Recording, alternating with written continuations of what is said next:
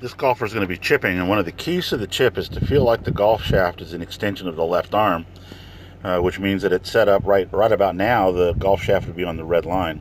As he goes back, takes the club back, he does get it extended. And you can see he's getting pretty close to having the shaft extending down the left arm. But then what happens is he comes back to the red line. You can see now he's breaking down drastically, and he's going to flip the club so it's an extension of the right arm, not the left arm. At this point right here where his hands are, the club should be on the red line. He's not getting any turn and just kind of scooping the ball off. So what we want him to do is work on really keeping that left hand firmer.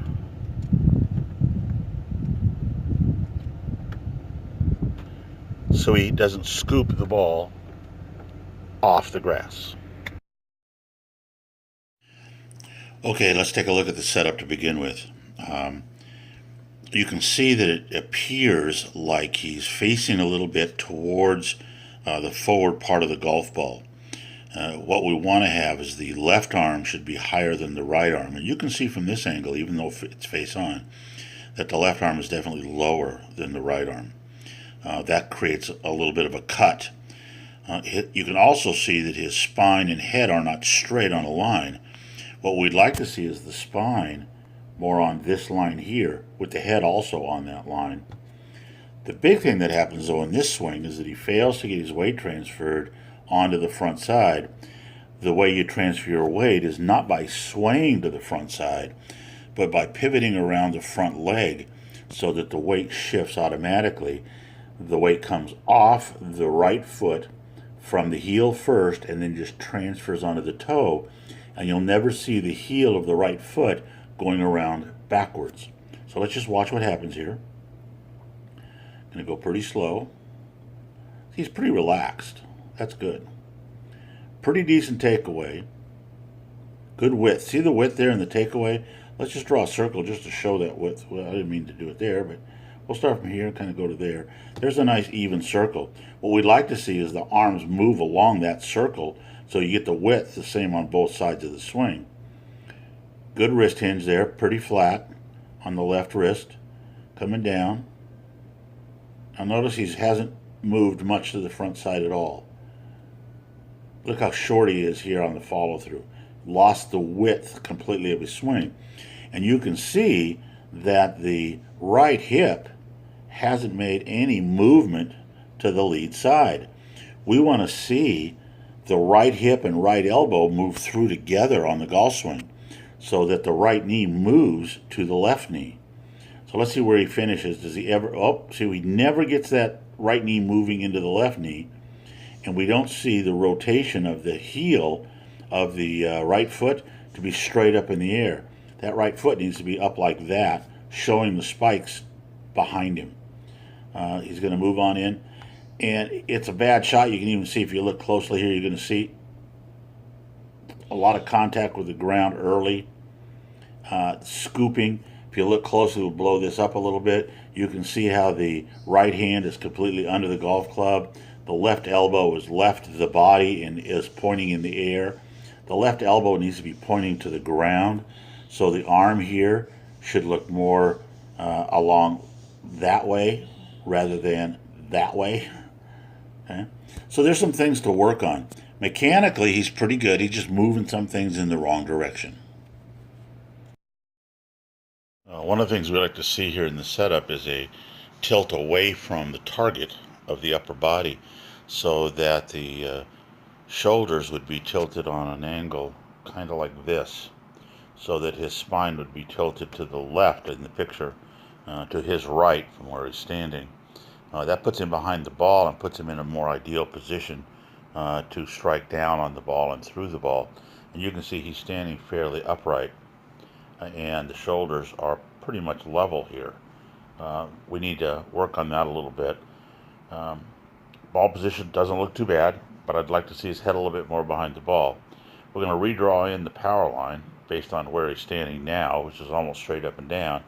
And what we want to see here is as he takes his backswing, does he move too far off the power line? Yes, he does. See the sway he's getting in his hips?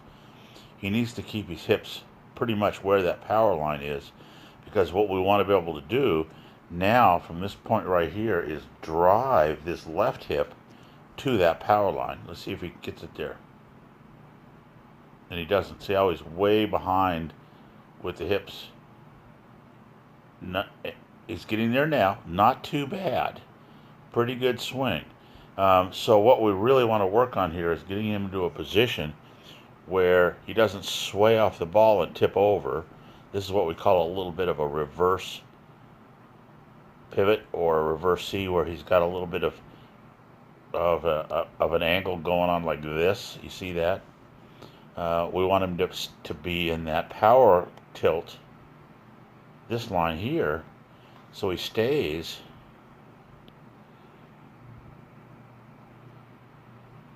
there, and then he can drive his hip into the shot and end up with his head still back on the red line. Okay?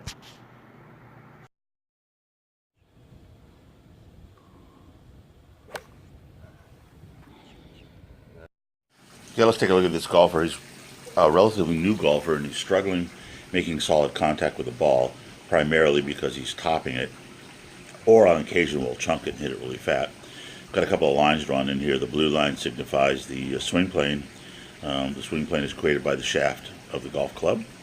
And then we've got two white lines that are his thigh angle and his back angle or spine angle. And those should be pretty close to 90 degrees. And we want those to maintain those angles throughout the swing. So you can see on the backswing, he doesn't do too bad of a job of maintaining all the angles. To about right here, he's even got the club moving on plane. But what happens when he gets to about here, he's going to get way up over the top of the blue line, and we're going to watch his left knee, his trail knee, move directly towards the golf ball as he's coming down. Notice the club is way out on the outside. Look at the left knee moving way out. That changes the angles and changes the path of the club so that he swings at the ball from way outside the line instead of through the line. So we're going to work on getting him to be a little bit more centered over the ball, swing a little easier, and make sure that he rotates the club through impact. Let's clear everything out of the way. Just watch the club. See right there, it's really shut.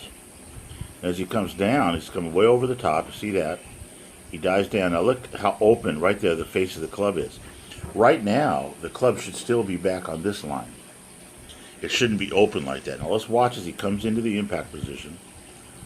So he's got a lot of timing to do. That club is 90 degrees open a few seconds, then it's at the ball, and then he cuts across the ball. The swing needs to be more along this kind of a line.